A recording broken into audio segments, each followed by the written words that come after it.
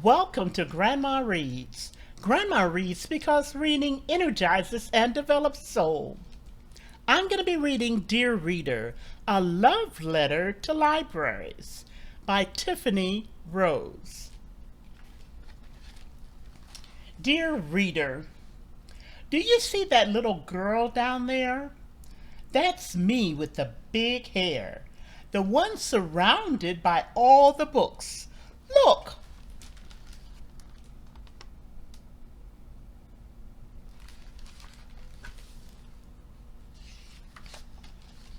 I devour so many books, I prefer them to meals. Books for breakfast, lunch, and dinner, with a side of adventure and heavy on the feels, please. Big books, small books, thin books, and tall books. Books about fish, alligators, science, and shells. Books full of thrones, quests, friendship, and dreams.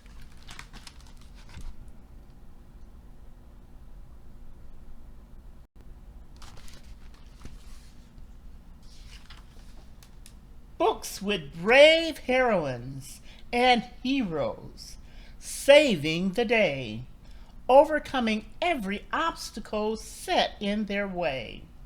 I think of myself as a heroine too. In my cat ears, knee socks, and my favorite green shorts, I'm ready to take on the world.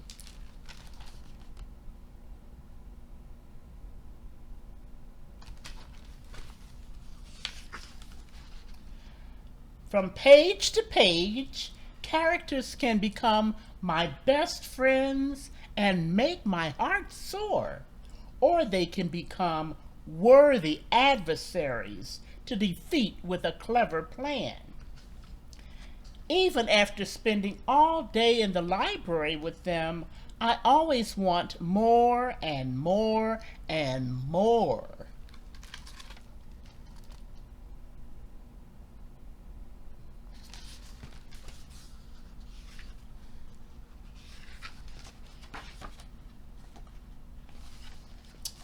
There was just one thing, this nagging suspicion that I didn't meet the criteria for a heroine's condition. In the books that I read, an absence of melanin was a clear omission. I looked at all the books that I loved, but could not remember a single solitary character that looked like myself in any of these different stories and fantastical worlds.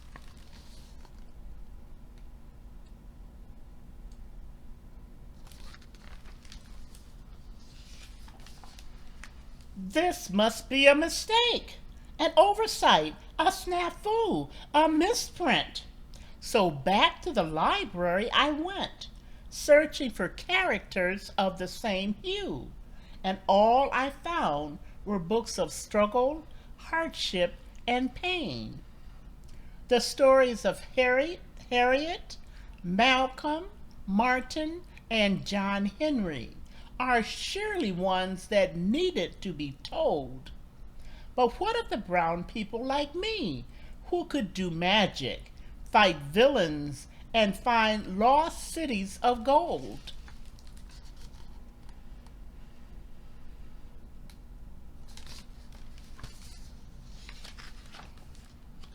What did that mean for a girl like me who felt the call of destiny that all great stories provide, to never see a face like mine inked on the pages inside?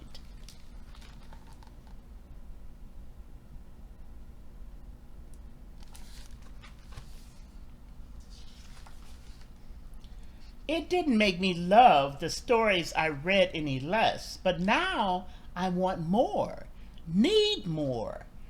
Cocoa-colored merpeople, honey-hued dragon slayers, and superheroes with locks, afro puffs on other planets, and a heroine who thinks outside of the box.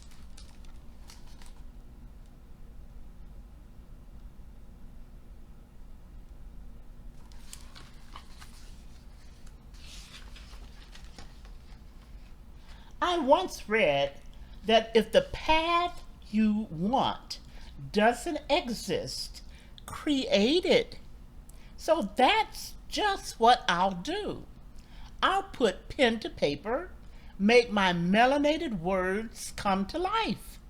I'll tell stories of imagination, magic, and adventure, then set them on the shelf next to our ones of pain and strife. It'll say my name right there on the spine, populating every shelf, letting kids who look like me shine.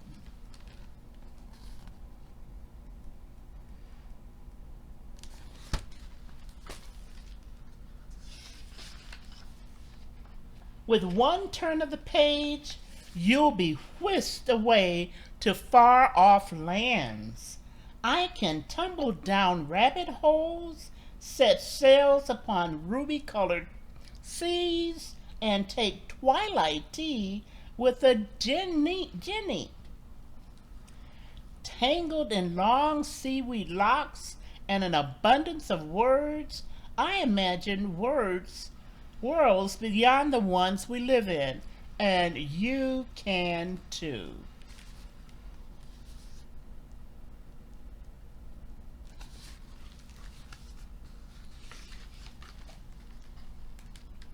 Scribbling away stories pour out of me all day and night.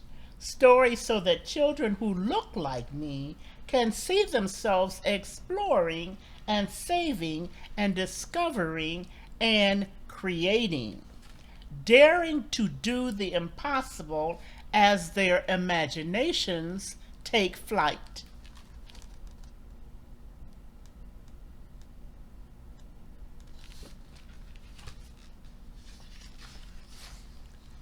Our stories are as diverse as our skin and deserve to be told. So pick up a book or a pen and let the magic unfold.